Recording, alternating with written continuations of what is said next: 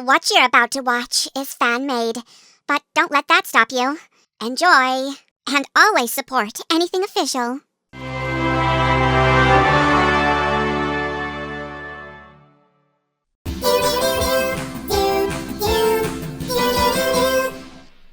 Hey everyone, and welcome back to another episode of the Munkcast, the only web show where sibling chaos, fan questions, and mild psychological trauma come neatly packaged into a little web show. But today, it's a little quieter than usual, because Alvin and Eleanor aren't here. Yeah, Alvin decided to enter a 24-hour karaoke livestream challenge, which sounded fine, until he lost his voice 10 hours in, and now he just croaks like a frog. And Eleanor, she's with him, making sure he stays hydrated, doesn't try to sing anyway, and hopefully doesn't attempt a dramatic comeback using, interpretive dance or something. He already tried that once, knocked over a lamp. So, for now, you're stuck with the intellectuals and responsible ones, plus Theodore. And I brought snacks! Of course you did. Let's just get to the questions. This first one isn't a question exactly. It's a post from CJB Studios. And it's super cool.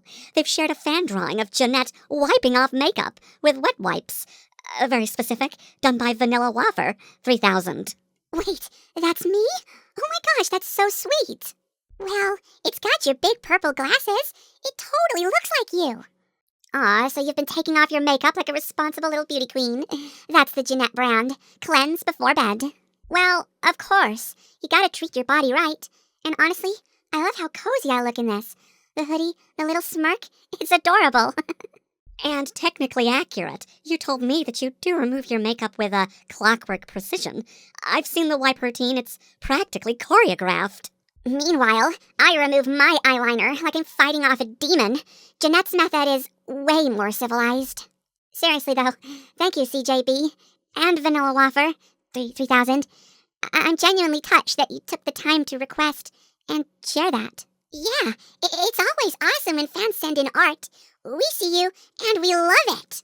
Absolutely. Keep creating, keep sharing, and hey, maybe next time we'll have a sketch of Brittany trying to fight her eyeliner. Oh, bring it on. I've got waterproof mascara and a dream. Well, I thought the picture was a treat. Speaking of which... Oh, right, I see where this is going. We've got a new question, this time from Butch the Brutal Boy. And it says, "Hey, Theodore, I got a question for ya.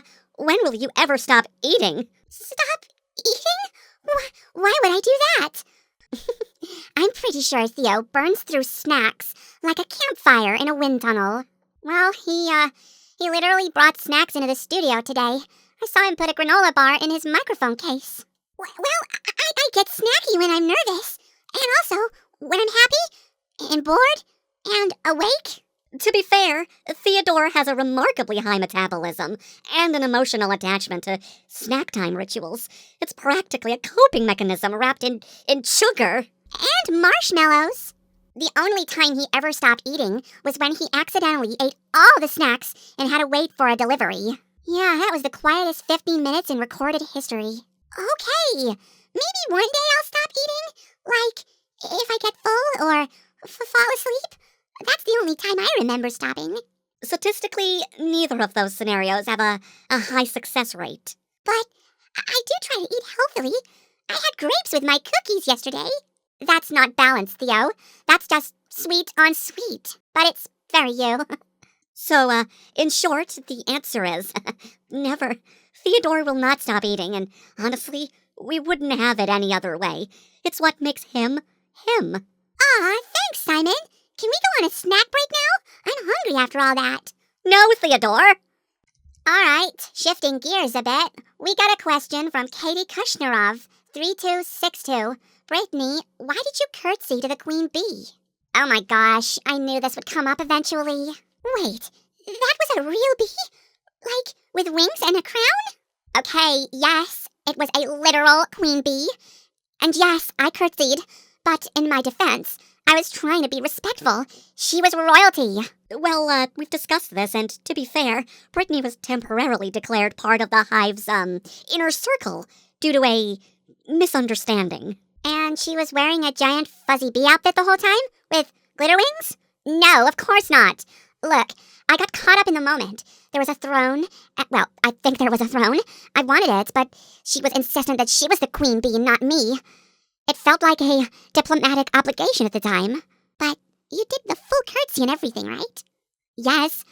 It was either that or a bow, and I don't bow unless I'm accepting an award. Honestly, you're lucky you didn't get stung. Excuse me, those bees were nice. They respected confidence. I read that online. Well, Your Majesty, at least you made it out of there with your dignity intact. Of course I did. Like I said, they were pretty nice. Although I thought I dreamt most of it. Wait, how do you guys know? We have video footage.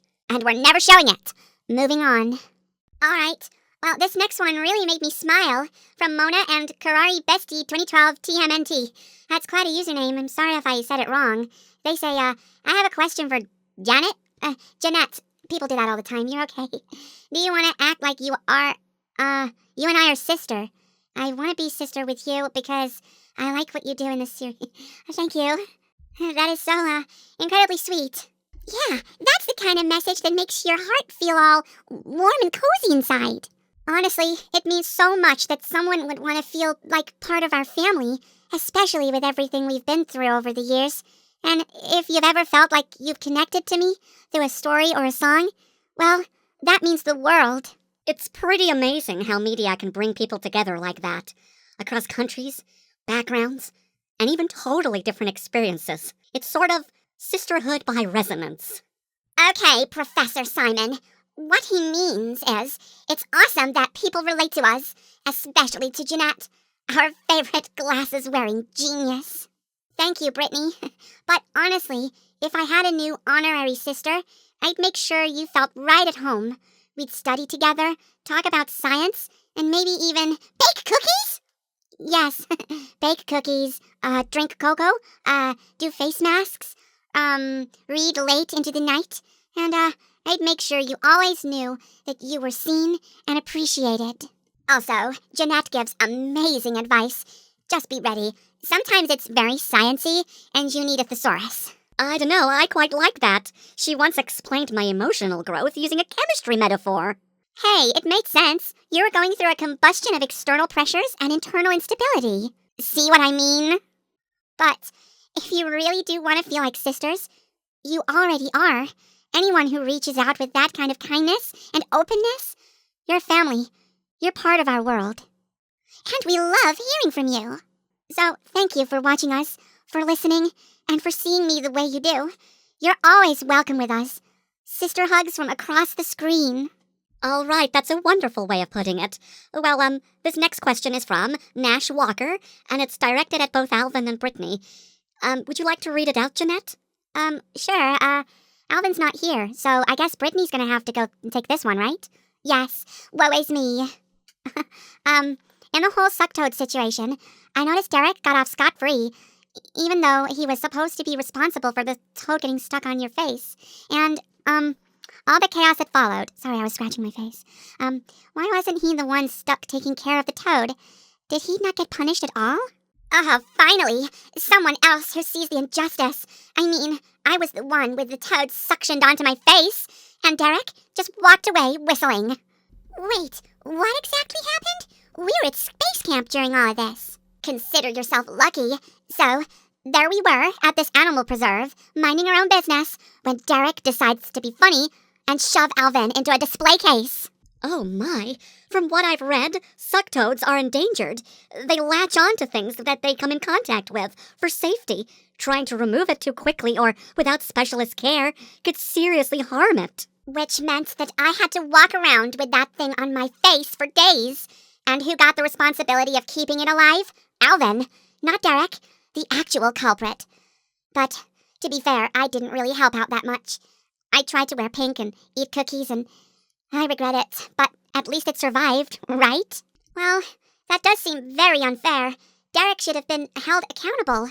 It's unlikely that Derek got away scot-free. Perhaps there's repercussions we don't know about. So, to answer the question, Nash Walker, no, Derek didn't really face any consequences that we know of, but like I said, likely that something must have happened. Yeah, well, as it stands, it's definitely unfair, considering everything Brittany went through. Yeah, story of my life. Okay, this next one is kinda cute. It's not even a question, it's a photo post from Everything Man. Yes, it says, this is for all 6 of you. The Chipmunks and Chipettes play 1-2 switch. And it looks like it's a picture of us, like tiny us, around a real switch. Okay, first of all, whoever posed me with arms like that, you nailed the drama.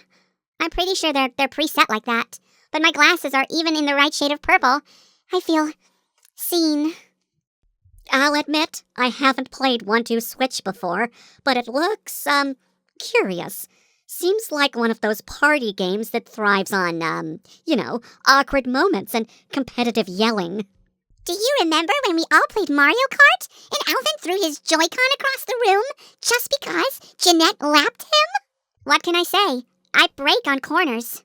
I'm more into Legend of Zelda, like Breath of the Wild. Open world exploration, quiet moments. It's very intellectually enriching. And time-consuming. Simon once spent 3 hours collecting mushrooms for a soup that he never even made. Meanwhile, I like Animal Crossing. I get to garden, arrange furniture, and negotiate with raccoons. It's oddly satisfying. I like Kirby in the Forgotten Land. He eats everything, and I feel like we relate on a personal level. That checks out.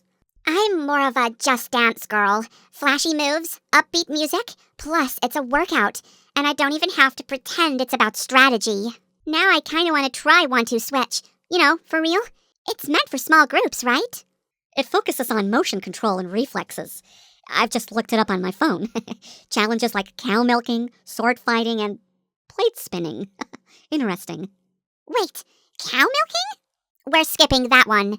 Agreed, but the rest sounds fun. Well, thank you for the photo, Everything Man. It's super clever and really well done.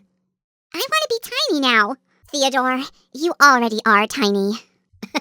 All right, well, this one comes from Smiling Orchid, and it's directed at Alvin, though since he's not here today, we'll do our best to answer.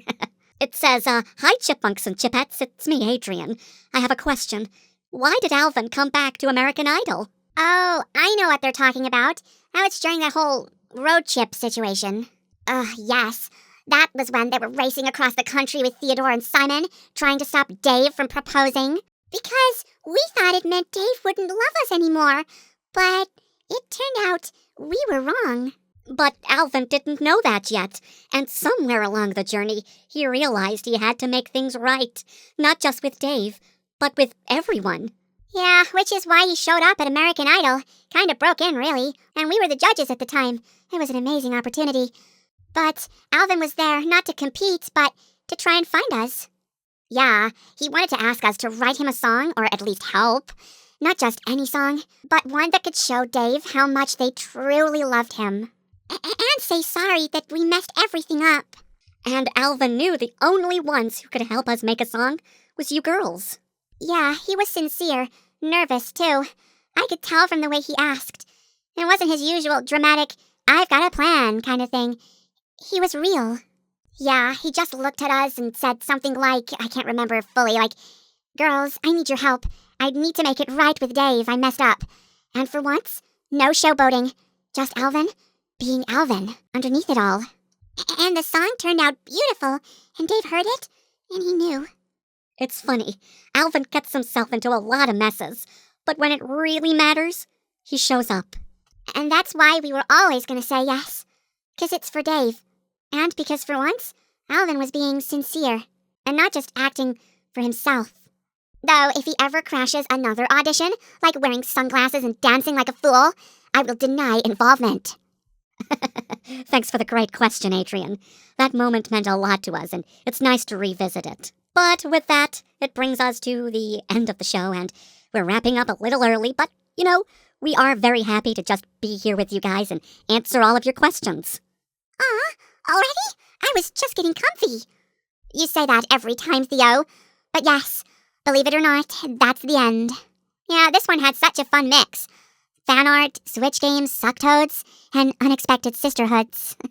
Still happy about that one. Agreed. I think today's lineup really showed how creative and thoughtful our fans can be. Also, mildly concerning about Derek.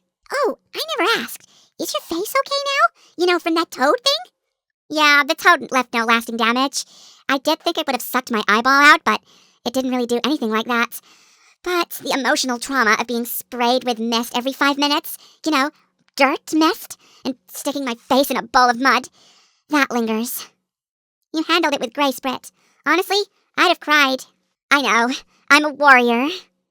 And hey, huge thanks to all the fans who submitted questions this week, including those amazing image posts and heartfelt messages. We really appreciate you guys. Every comment, every bit of support, it keeps us going. Next time, can we answer more questions about food? Like themed desserts or favorite cereals? Or, Theo, focus. We're closing. Right. If you enjoyed the episode, be sure to like the video, subscribe to the channel, and ring the notification bell so you never miss a Munkcast moment. And if you know someone who loves chipmunks, laughter, and slight chaos, share this episode with them. I'm sure they'd love it. And if you're new, welcome to the family.